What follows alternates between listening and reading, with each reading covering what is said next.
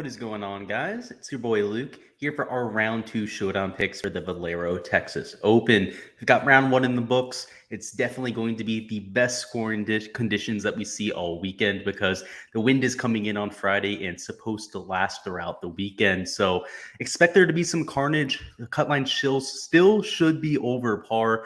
The scoring average today was right around 0.16 shots under par. We'll talk about all of that and more to come as well. And expect that to be well over par over the weekend, something close to half a stroke, maybe even a stroke over par. And expect there to be plenty of ejections as well. So let's go ahead and start off with the review of what we saw today. Go ahead and bring up the data golf model and what we saw. So in the morning, in the afternoon, it was a little bit of a case of two halves. In the morning, you definitely saw these guys get out there, take this play slow. People like Russell Knox, Rasmus Højgaard, of course, got the 6-7 under par. That was completely untouchable in the afternoon. For guys like Denny McCarthy, Gsluke to get to 5 under par really showed how well they were playing. The scoring average was pretty significantly different between morning and afternoon. It was right around a half a stroke difference. But the later and later that people were teeing off, the worse and worse conditions they were exposed to. Denny McCarthy and Gsluke, in order to get to that 5 under par score, were one of the first people off in the afternoon wave. So make sure you keep that in mind. Something to note here is that the difference between the morning and afternoon on the front half was a lot more significant than the difference between the back half. You can see near the half a stroke difference there, played to 0.92 shots over par over there in the afternoon. And then over in the back nine, it was right around a 0.09 shot difference, right? So not quite as significant there. A lot of that deals with where the wind direction is going. And for tomorrow, I'm sure we're going to hop into the weather here in a second. You'll see that the wind is actually going the opposite direction. So let's go ahead and hop right on into that. You'll see first off, yesterday, you were dealing with 2 to 7 mile an hour winds for most of the morning. And then in the afternoon towards 3 to 5 p.m., like I said, the later you teed off, the more you were exposed to this wind. It got upwards of 10 miles an hour towards the bare end of the round. So that's where you started to see those scores kind of creep up towards what we saw in the afternoon, where it did play a little bit over par, but that is just a taste of what's to come. That was just 7 to 10 miles an hour of wind. We're going to be expecting well upwards of 20 to 30 miles an hour wind tomorrow. You'll see in the morning, you're going to have right around the conditions that we saw in the afternoon, right? That 8 to 10 mile an hour mark. The one difference is the gusts. The gusts are almost twice as strong, so could see even more difficult conditions there. But in the afternoon, you're going to have a 14 to 15 mile an hour sustained level of winds for the entire day, which is going to cause havoc there. The gusts are still in the 18 to 20 mile an hour range, and I would expect the scoring average tomorrow to be at least 1 over par, if not 1.5, 1.75 shots over par. One thing that's different about round two than what we'll see over the weekend is, of course, a lot of the lower tier players, people that aren't making the cut, aren't in the best form, are going to be cut out of the field over the weekend. So you tend to see a little bit of better scoring on Saturday and Sunday. But for Friday, when we have all 144 players teeing it up, I should say 141, we did have 3 withdrawals today. So those, of course, were taken out of our spreadsheet. Those guys are all going to be dealing with much more difficult conditions, and there's quite a few stinkers in that field, right? Guys that are Monday qualifiers, amateurs, sponsorship exemptions that aren't the best players on the PGA Tour. So it's definitely something to go ahead and keep in mind. Let's go ahead and hop over to the projections here for Friday. And just to give you guys an idea of the cut line, I know that's usually a question that I get asked. What do I think the cut is going to be? I would take a gander. It's going to be +1. Just with the wind that we're seeing for tomorrow, you know, those 22 mile an hour wind gusts for pretty much the entire day. You're going to see players struggle, you know, not the best players in the world. You're still going to see guys get to 4, maybe 5 under par tomorrow, but you are going to see a lot of 3, 4 over par scores. So you could very well see that cut line back up there. I would say at a max, it'll be 2 over par. I wouldn't really think it'd get there, though. I do think a 1 over par is going to be what it'll be. If it ends up somehow dying down, right? The wind ends up just completely getting scrapped tomorrow. You might see an even par cut line. So it's still going to be a little bit windy, right? It's not going to go from 20 to 22 mile an hour gusts down to 0. You're still going to be at least a little bit windy tomorrow. So at the very best, I would see it being an even par cut. Let's go ahead and catch up down in chat. I can see Joe's down there. We have Steven Davidson down there as well. What is going on, guys? Neil says Russell Knox will win a tournament in 2022. Yeah, man. Maybe I should have said this weekend, right? I knew it was going to be coming sometime soon. Just the shots gained metrics were there. I unfortunately didn't bet him first round leader, so I wish I had that to tout to you guys. But yeah, maybe he'll pull it out this weekend. I have around 20% in my GPP lineups. But yeah, man, really good start to his tournament for sure. Steven says early tee times are calling. Kinda, right? Because if we took a look at that wind, it's kind of windy in the morning as well. So it's kind of inescapable tomorrow. I think pretty much every player is going to get hit. But of course, a little bit softer conditions in the morning, more pristine putting surfaces because people aren't walking on them. Yeah, there's going to be at least a little bit of an advantage. So I could see myself stacking like 4-2 in some of my lineups, but not going to be any 5-1s or 6-0s that I force into the player pool. And Roger says, I hope this week was a 6 point. I hope this was the week he's 6.8% owned in your GPP. I'm assuming you're talking about Russell Knox right there. I believe he was like 6.4% into GPP I'm in. So very similar numbers right there. Yeah, guys, let's hope it's Russell Knox this week. I know a lot of us have him in our player pool, and would probably be a huge week because he is single digit owned, right? If you end up having that single digit guy owned, you rest of your lineup doesn't have to be perfect. You could very well take down something in the top 50, top 25 in a GPP. And of course, if you have 3 or 4 of the nuts combined with that single digit winner, that's when you really got the magic work. And so let's hope, guys, if Russell Knox can hold that off, it'll put a lot of us in a good position. But let's go ahead and talk about round 2, where again, the morning guys are going to have at least a slight advantage. You will see a little bit of preference in my player pool. That's why I have guys like Jordan Spieth in the player pool. Guys like Adam Hadwin that I didn't play in 4-round stuff are in my player pool because he'll be playing in the morning. Guys like Tony Finau, I'll be going to once again. Kevin Streelman, that are all also going to be in that morning wave. So you will see a little bit of preference in my player pool. When I talk about each guy, when we go down the list, I'm not going to harp on it, right? I do think it's going to be just a slight advantage, just slightly lower sustained winds in the morning, which of course the gusts are really what you're worried about. The gusts are what are going to cause you to hit water balls well offline, that type of thing. But yeah, maybe like a 0.3, 0.2 shot difference between morning and afternoon. But that is reflected with the projections and the player pool. So again, we're not going to harp on that. Let's go ahead and start at the top though. Rory McIlroy is going to be one of my favorite plays for tomorrow. He will be teeing off in the afternoon. He did tee off this morning. He had 6 birdies today, 6 bogeys, ended up shooting even par. So about the most eventful even par round that you can have. And usually Rory McIlroy is a really slow starter. We've seen that, especially towards the beginning of 2021, but he's kind of got off rails after the pandemic, started to kind of look shaky. I mean, if you guys remember before the pandemic, this was the best player in the world, and it wasn't even close. He was, I believe, world number 1. He had won like 2 out of his last 5 events. They'd all been top 10 finishes before that. The pandemic happened. He came back and he looked extremely rusty. Now, from that point until about, let's say, 6 to 7 months ago, he had been horrible in round ones. Literally every single event except for one. And it was really notable when it happened because it was at the US Open where he shot 3 under par. Every other event, he had shot at best like a 71 or 70 or something like that. So this is something that's been a long time recurring thing for Rory McIlroy. Now, what's the crazy thing about Rory? Over that stretch, he missed like 1 cut because his round 2 scoring is among the best on the PGA Tour. So he's somebody that I definitely could see having a bounce back. I mean, he made 6 birdies today, right? Just needs to kind of clean it up. And a lot of those bogeys, I should say, were a cause of wedges missing. He had less than 100 yards into a lot of these greens today, and he was missing them inexplicably by 15 to 20 yards. I can guarantee you, because he was in that morning tee time slot, that he got out there in the afternoon, ironed out those wedges, was able to get them ironed down on the track, man, able to get those distances dialed in. And I guarantee you tomorrow, this guy's going to look a lot better. He just has a lot of time. I mean, even if he didn't work this afternoon, he has all day tomorrow to try and dial in those wedges. So that was the only thing missing. The guy was making a ton of putts. He missed 2 putts within 4 feet, yet still gained strokes putting to the field. I saw him on PGA Tour Live, just a really frustrating round to have to watch on TV because he was so close to taking it to 6, 7 under par. Just don't miss greens from 80 yards with your wedge.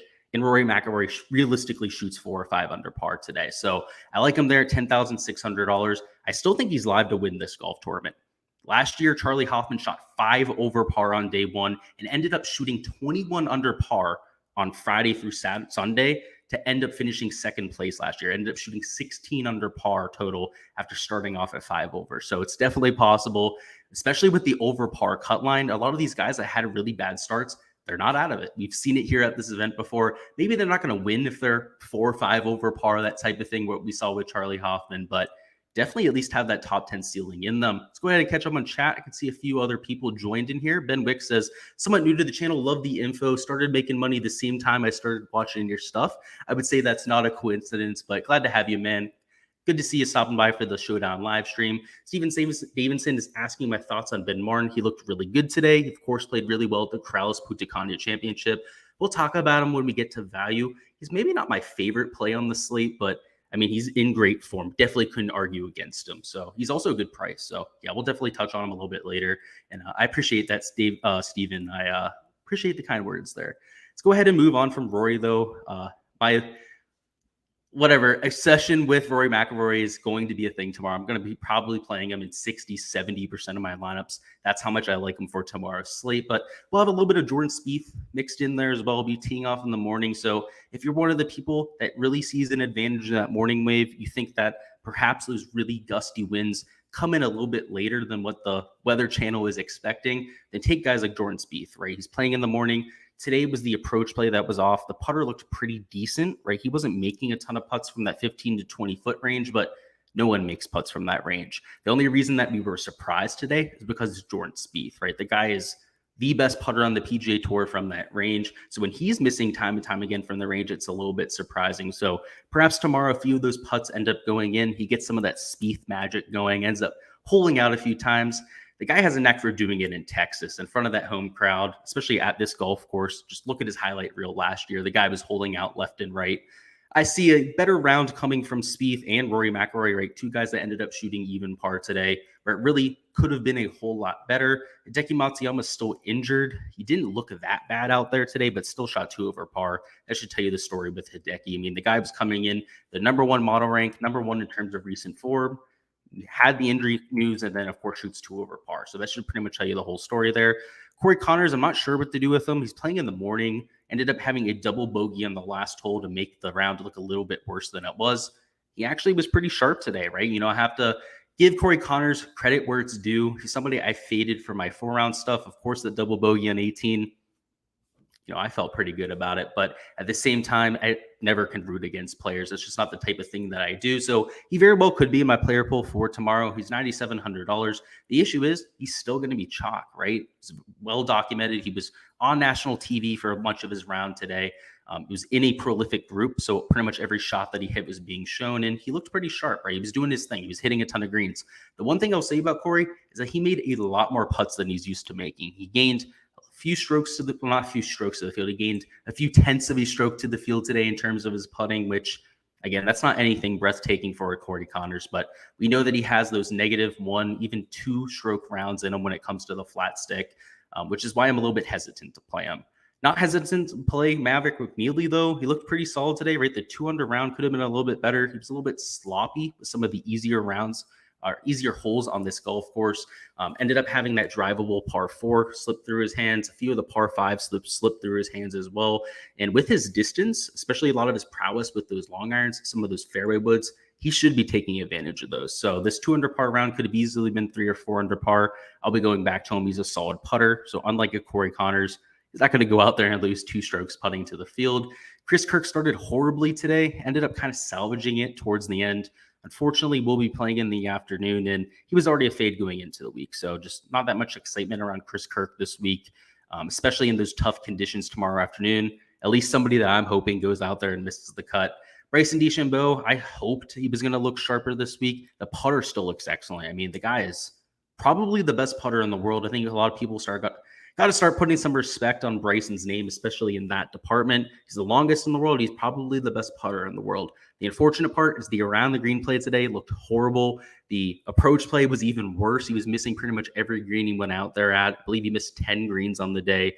Just not a reliable player, right? We know he's rusty. We know he's coming off the injury. The fact of the matter is he looks healthy, but he just looks rusty. So I'm not willing to go there for my round 2 showdown. I'm hoping he goes out there and makes the cut. If he can just sharpen up that approach play, he has that 5-6 under round in him. I'm hoping he can go out there and do that, but I'm not counting on it, right? He looks shaky. The fact of the matter is he's not likely to shake that off overnight. If he does, great, right? I'd love to see that, but we'll have to see. Adam Hadwin looked pretty good today. He's a very consistent player, so if you're playing in cash for tomorrow, he's probably worth a few looks there.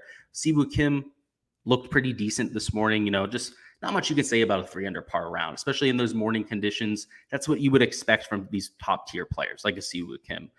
The par for these guys in that 9-10K range today was probably 2 or 3 under par, right? Whereas those value picks, you're probably pretty thrilled if they shot even par, even 1 under par today. So just all relative with their performances there. So nothing much to say there about Siwoo. Gary Woodland looked a little bit up and down today. I'm worried about the driving accuracy, which didn't cause him troubles today, but I'm sure at some point this golf tournament, if he ends up making the cut, it's going to cause him problems at some point. So a little bit hesitant there as well, particularly because he's super high owned. He's 16.9% owned. This whole range here is kind of just a dead zone to me. Johnny Vegas dealt with some putting issues today. So even though the ball striking was there, he only shot 1 under par. Keegan Bradley, we know that was the issue for him as well. The ball striking is always going to be there. But you can see all 4 of these players struggle mightily with the putter on this surface. So that's why they're not on my player pool. Patton Kizzire today, he dealt with issues on the green, which Patton, he needs the putter to be working to play well. He's an extremely streaky putter. The approach play has been pretty decent over the last month or so, but historically, he's not an elite level approach player, right? He's an elite level putter, particularly on Bermuda grass greens. So I'm a little bit worried about what we saw today with the putter. He might end up getting into my player pool just because, it's hard to have a dead zone from $8,600 the whole way up to $8,900. I might even have to add 2 players, right? I might have to add a little bit of Johnny Vegas to the lineups. Might have to add a little bit of Patton Kizzire. That is just because I'm 150 maxing for round 2 tomorrow, but we'll have to see. If I was 20 maxing or even just entering 30 or 40 lineups, he certainly wouldn't be in that short list. That's what the yes or no's are for, right? If you're playing like 30, 40 lineups, the idea is you can pretty much play all the guys as yeses. The guys as no's are guys that I'm not even considering. The guys that are down as blanks, if you're playing 150 lineups, they're probably making it into the player pool. So that's what that represents there. Tony Finau at $8,500. He looks pretty solid today. He was hit pretty much every single green. The off the tee play looked relatively stout as well. He wasn't really spraying it left to right. The issue with Tony is he can't buy a putt for his life. That's been the problem for his entire career. The thing with Tony, though, is that he spikes from time to time. You saw that over there at the Northern Trust. That's why he ended up winning that event in the playoffs. If he ends up having a spike putter tomorrow, that's the equivalent of him shooting 5, 6, maybe even 7 under par. So he always has that type of performance in him. We're starting to see the ball striking coming around for Tony. And those spike performances, they mostly happen on POA. It's well documented that it's by far his best surface on the PGA Tour. And with that POA overseed being by far the most dominant grass type on these greens this week is something that I'm taking a look at there. Go ahead and catch up on chat. Pro Reactor is mentioning Baddeley. Absolutely agree. $6,000 Baddeley was a misprice. Monday qualifier, a lot of good course history here.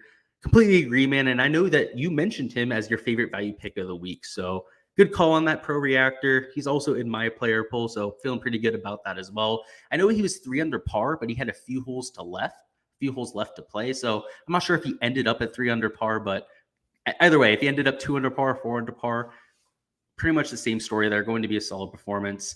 Let's keep moving down the player pool here. We're going to take a pause after the 8K range to touch on any questions you have or anybody that I skipped over. So if there's anybody you want me to touch on from 8K and above, make sure to go ahead and put them down in chat so I can touch on them for you.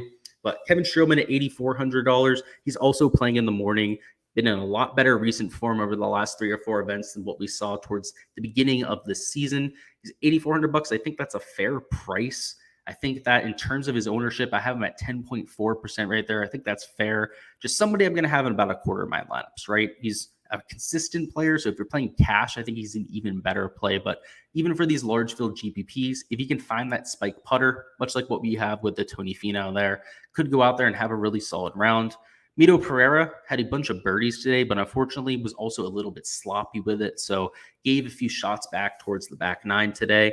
In general, though, great course fit here. He's got the distance that we're looking for to leverage some of those par 5s. He's got the long iron game we're looking for. And on Poa Anua, he's been one of the best putters in the entire field. Again, small sample size because he just started his PGA Tour career, but still very encouraging nonetheless. Now, $8,100 and $8,000, you do have 2 fades from the player pool, that being Sahith Theegala and also Jason Day. First off, Jason Day looked a little bit injured today. The back looked a little bit stiff. He was teeing off in the morning, where in Texas in the morning, it can be a little bit chilly, particularly towards 7:30 a.m. when they were teeing off.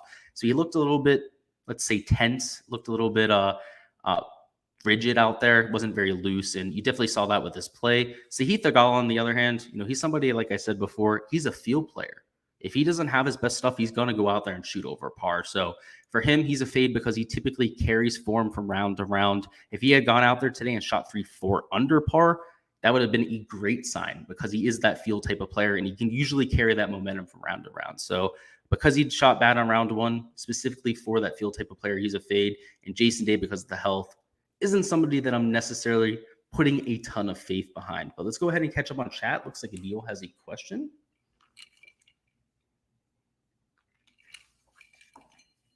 All the 6K guys went off, huh? Right. You had Uline go off. It was Baddeley ended up going off this week. Both of them were in the player pool. Both of them, of course, just missed prices, right? Both probably should have been like $6,600, $6,700. Does he keep it up in round two? Only 5% owned in the GBP I'm in. So there's one thing I want to say about this. I think it's a little bit of a teaching moment is for Uline and Baddeley to both only be like 3 and then 5% owned respectively, just shows you the lack of knowledge out there, right? The most DFS players don't do any research. They're not looking at YouTube videos. They're not actively looking at Golf DFS Twitter. Whereas all of us that do research are very much so inclined to do that type of thing, watch videos, are going to know about Uline, right? We can play them.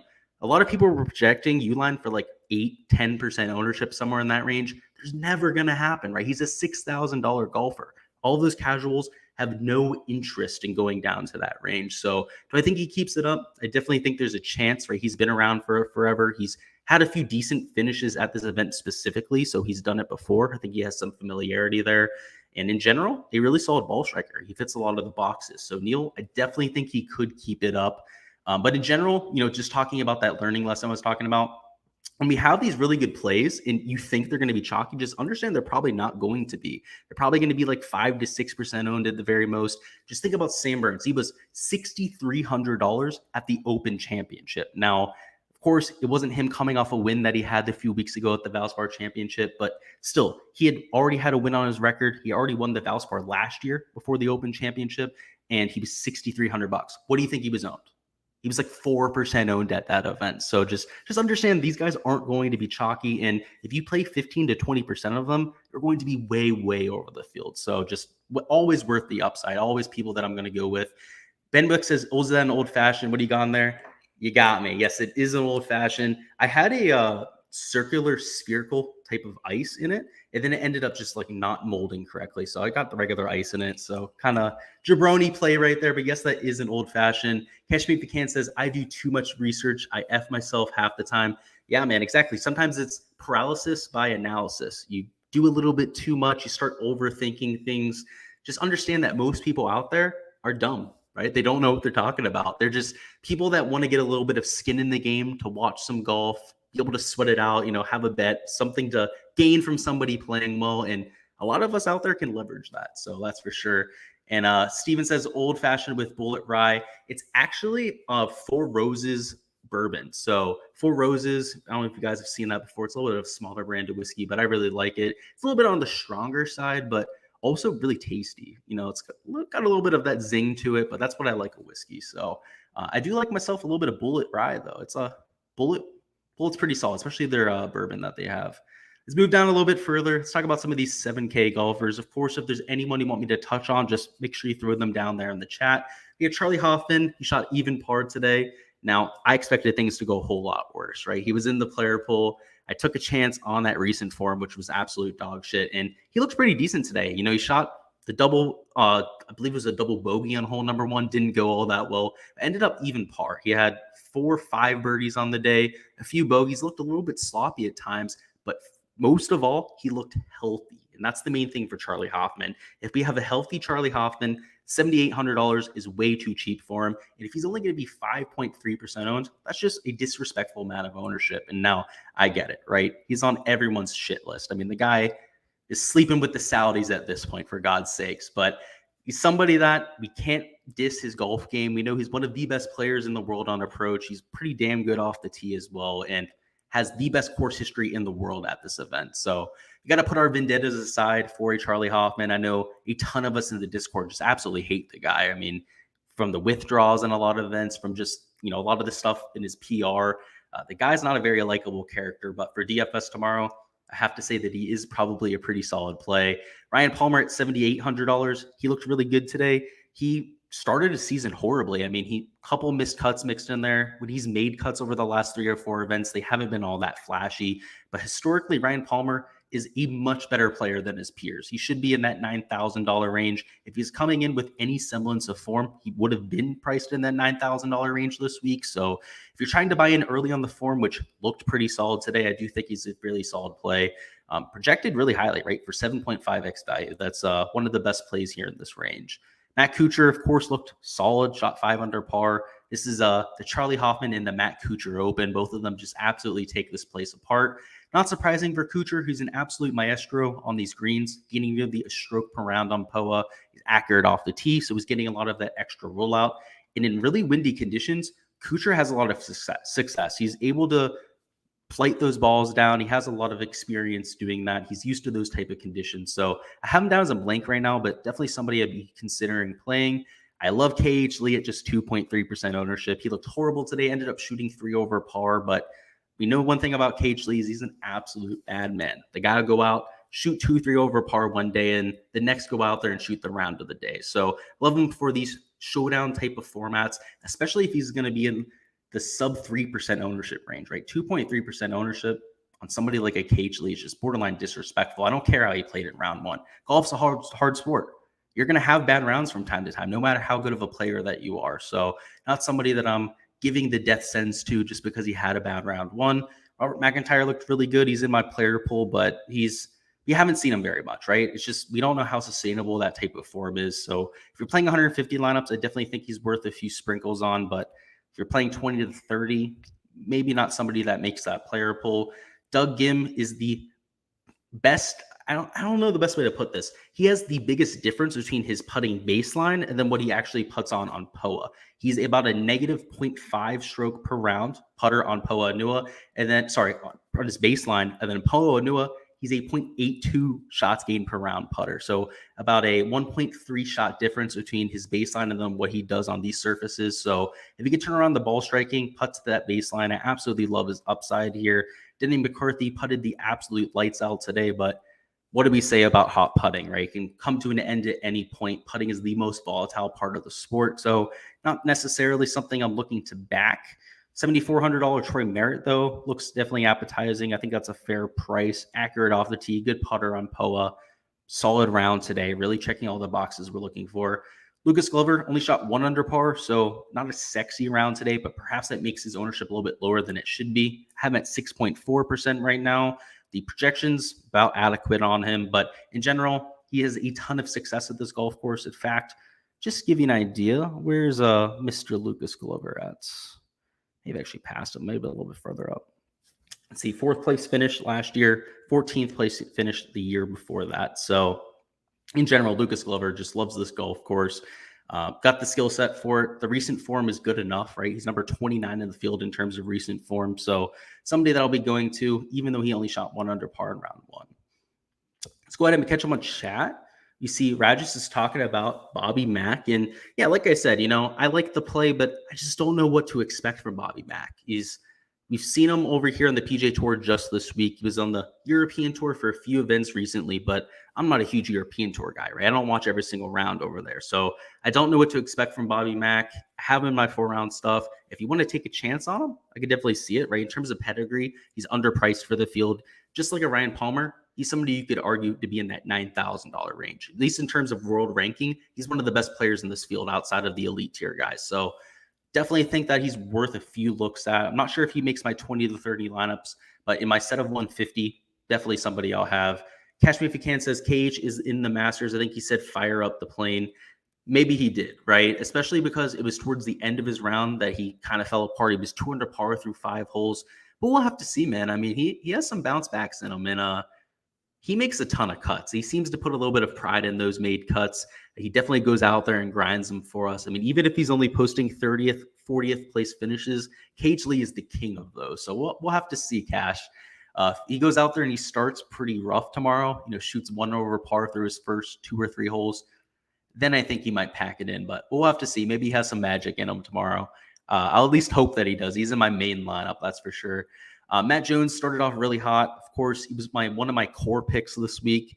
For Showdown, I think he's going to be a little bit chalky, though, especially because he teed off in the morning. He was the early leader. He was out there at 5 under par through his first like 8 or 9 holes. In terms of skill set fit, I love it. So in 150 max, he will be in my player pool. But in terms of a core pick for tomorrow, I just think he's a little bit too chalky for that type of thing.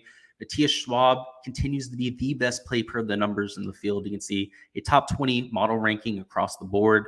Just a solid approach player. The putter has started to come alive for Matthias. That's why you've seen him have a lot of success of late. And I can't really blame you for playing him tomorrow. I think he makes a lot of sense. Beau Hossler, even though he shot 1 over par, he ended up making 4 birdies today. The off the tee play was decent. The putter was decent. It was just the approach play that wasn't there. And for Beau Hossler, that's the inconsistency that he has. He'll be solid in a round or two, and then he'll kind of throw it away to the next. I'm hoping tomorrow that he has one of those plus rounds with the approach play, because when he does, he's very capable of shooting 6 or 7 under par. He definitely has the putting to be able to do so. Unlike guys like a Corey Connors, right, that don't have that popping ability. Whereas guys like Will Zalatoris, that even though they're not the best putters over time, they pop, right? They're able to have that round where they gain 2 or 3 strokes to the field. You got to make sure that in Showdown, you're targeting those type of guys that have that pop putter. Speaking of pop putters, we have Adam Schenk at $7,200. He fits that same type of mold. He can go out there, gain 2 or 3 strokes to the field with the putter, be solid in those other 3 shots gain categories, and shoot something low. Andrew Putnam, I liked him going into the week. I'm going to like him here as well. Just shot -1 should be a sneaky play for tomorrow.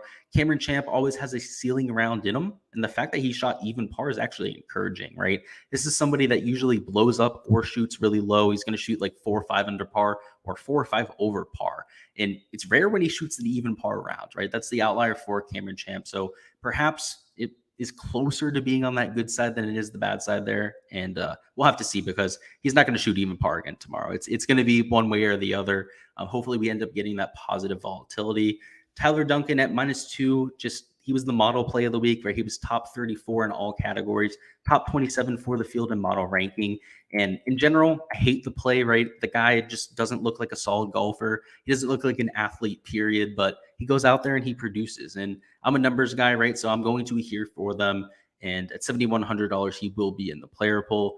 Adam Long, he shot even par today as well. So it wasn't sexy one way or the other. But at the same time, this is somebody who's extremely good with the iron play. He's also a pop putter. We've seen that from time to time. When he brings that pop putter to the table, he usually competes at events. So I do like his chances there at $7,000. If he goes out there and shoots 5, 6 under par, he puts himself right into contention as well.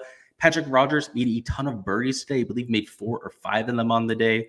We'd have to check where he finished on the day, but a great putter on Poa Nua. He's very inconsistent with the approach play. The last time I checked, he was losing to the field in that category, so not necessarily a surprise. But when he gains strokes with the approach play is when Patrick Rogers goes out there and shoots 5, 6 under par. So I definitely think that's possible. And again, even though approach play might be the least volatile stat, right? Usually approach play tends to be sticky from round to round.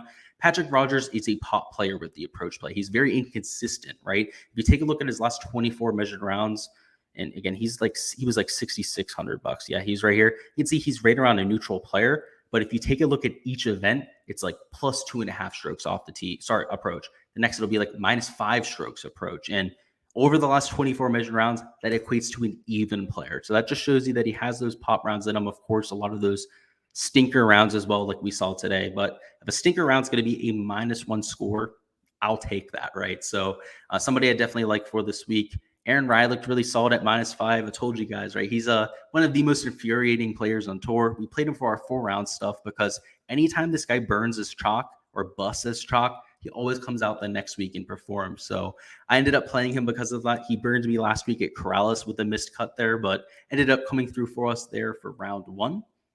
Towards the bottom of the board now, it starts to get a little bit more sporadic with the plays, right? When you have Showdown, everyone tends to be priced down a little bit. And as a result, the guys that are like $6,700, $6,600 are some pretty bad players. And in general, because the guys at the top are priced down, you don't necessarily have to get into that $6K range, right? Rory McIlroy is a good $400 cheaper. Jordan Spieth's cheaper. I mean, guys like Bryson DeChambeau are a whole $1,000 cheaper. So you don't have to go into that $6K range nearly as much, but let's go ahead and talk about the few options I will be going to.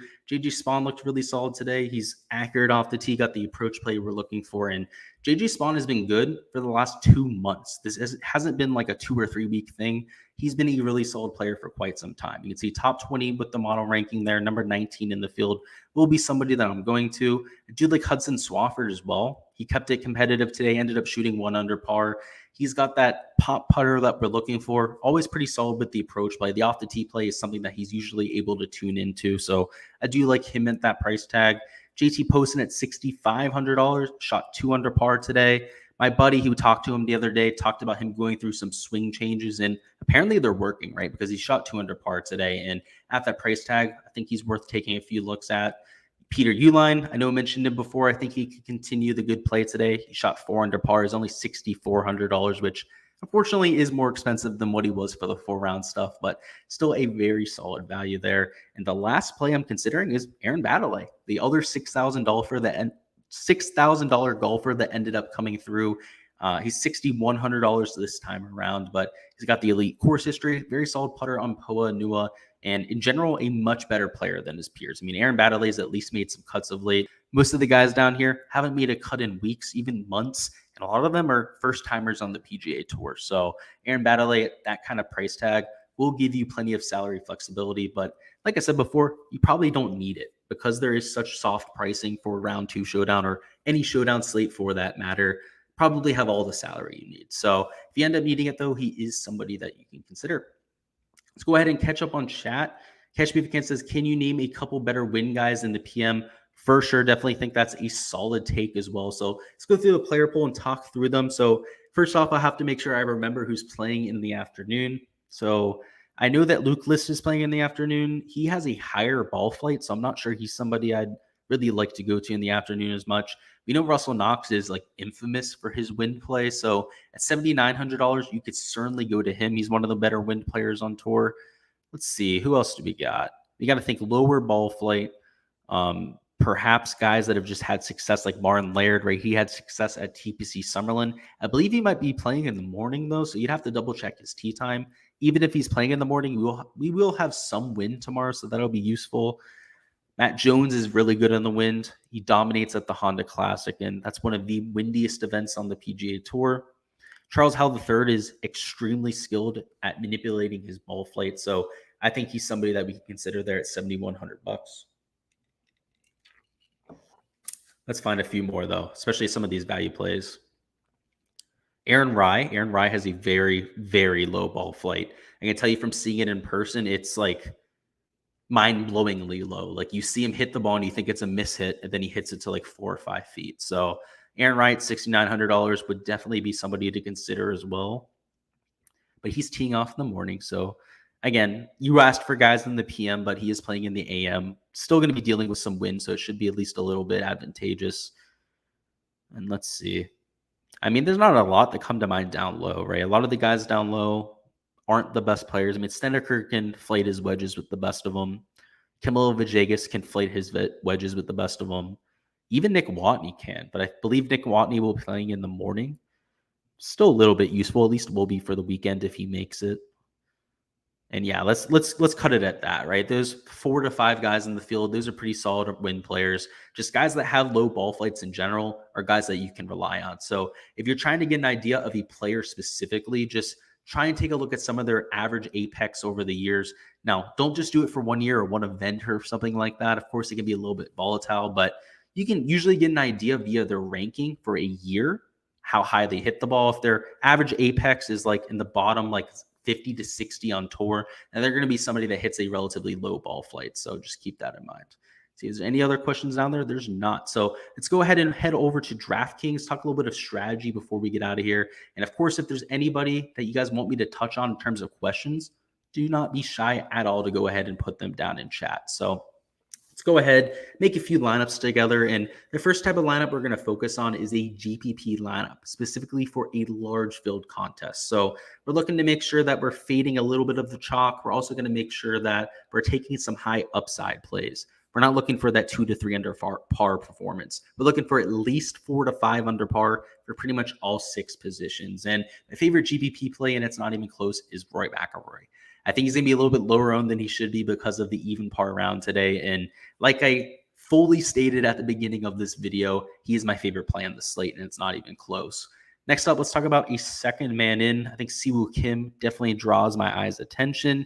You go to Tony Finau, $8,500. I mean, that's just a glaring misprice. Let's go ahead and put him in there. And even if we do that, we still have $7,700 remaining. So we could potentially even take another guy in this $8,000 range.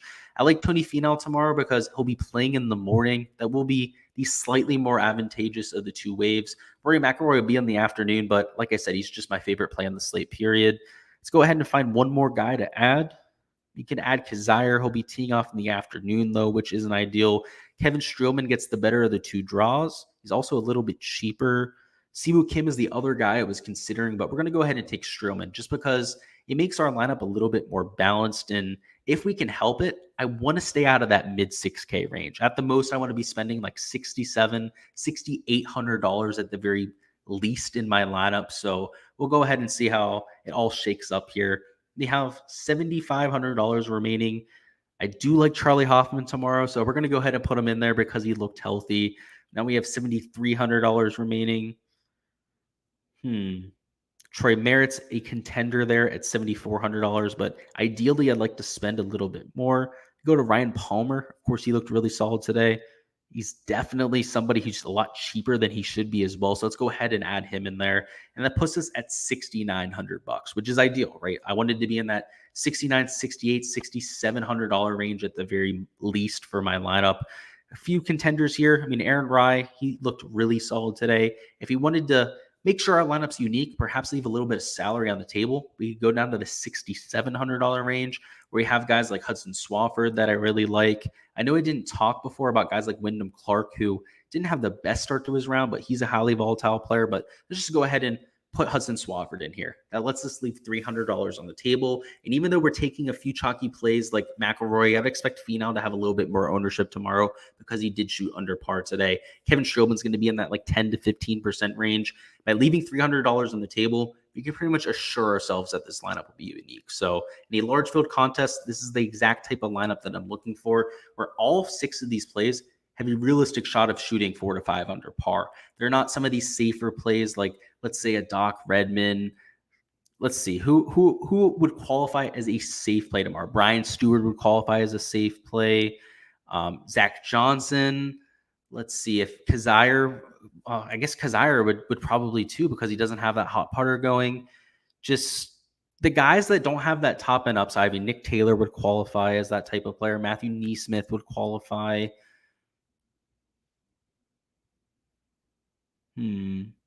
Davis Riley, because he doesn't have the approach play right now. Just there's guys that have parts of their game missing where even if everything goes right, they're probably not going to shoot 5 or 6 under par. Whereas Rory McIlroy, if he goes out there and fixes the wedges, he's going low tomorrow. Tony Finau, if he figures out the putter, he's going low tomorrow. Kevin Streelman, if he figures out the putter, he's going low tomorrow. Charlie Hoffman, if he can just keep himself in play off the tee, he's going low tomorrow. Ryan Palmer, if he does everything he did today, which was everything well, he's going low tomorrow. And for Swafford, of course, the X factor is the putter as well. So a lot of these guys, they just got to get one thing to flip and they can have that go low. So that's the type of plays I'm looking for in these large field GPPs. Let's go ahead and switch to a cash mindset. So now we're thinking for these 50-50, some of these double ups, other multiplier type of contests where we're only looking to beat 50% of the field. Now we got to switch our mindset. We're looking for more safe plays. The chalk's actually advantageous for a lot of these contests. And in general, this is where I'm trying to focus on more of these morning guys. I'm trying to take some of these guys playing in the more advantageous conditions because we're just looking for a top 50th percentile performance. And any help we can get in doing so is going to help us. So first and foremost, at the top, I'm going to take a slightly more balanced approach to building the lineup. I'm also going to try and again take guys that are playing in the afternoon. I think at $8,500 Tony Finau is just a clear misprice. I love Kevin Streelman at $8,400 as well. Let's try and take somebody in this mid 9K range. First one that pops out to me is Corey Connors, right? He's a very solid ball striker. He has a really high floor. I question his upside with the putter, right, to get to that 5-6 under par round. But for cash, we don't need that. 3-4 under par would be more than acceptable for us. So at $9,700, I definitely think he's my favorite cash play on the slate. Now let's get a little bit cheaper. Let's make sure that we're living in the high 7K range at the very most. Luke List looked really good today, but he'll be in the harder of the two waves. But you could consider going to Russell Knox, but he's also playing in the harder of the two waves. But pretty much everyone in this range is, right? Except for guys like Thigala that didn't look all that sharp. Mito Pereira will be playing in the morning, so let's just go ahead and put him in there. He's the one guy that will be in the advantageous conditions. We're at $7,600. Go ahead and put Hoffman in there, but given the injury concerns, I don't know if he's the safest play on the slate. You could go to guys like 7,600, or even cheaper. Okay, let's go ahead and take another 8K guy. Matt Kuchar makes sense, but he's in the harder of the two waves. Ryan Palmer, again, he's in the harder of the two waves. Wow, so might even have to go a little bit more expensive. Or just take guys that are playing in the bad wave. That might just have to do that as well. So let's go ahead and put Vegas in there. I know he's playing in the afternoon. Sorry, morning. He played in the afternoon today. That puts us at $6,400. See, I don't like that. We're playing for cash. Uline, you know what? All right, we can make this work, right? Because Uline is way underpriced because he was $6,000 to start the week. He's only $6,400 here for tomorrow.